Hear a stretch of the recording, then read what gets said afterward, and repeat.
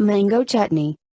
Ingredients: 2 cups sugar, 1 cup distilled white vinegar, 6 cups mangoes, 4 to 5, peeled and cut in 3/4 inch pieces. See how to cut a mango.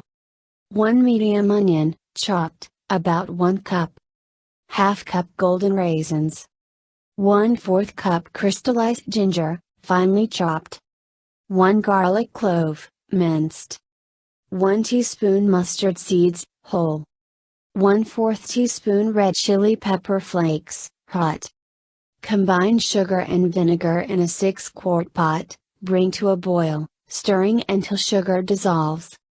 Add remaining ingredients and simmer, uncovered, until syrupy and slightly thickened, 45 minutes to 1 hour. Stir occasionally during cooking. Pour into clean, hot jars leaving ½ inch headspace. Close jars. Do not over-tighten the jars. Put a rack on the bottom of tall, large pot. Place the sealed jars on the rack. Fill the pot with water, covering the jars by 1 inch. Bring to a rolling boil. Boil for 15 minutes.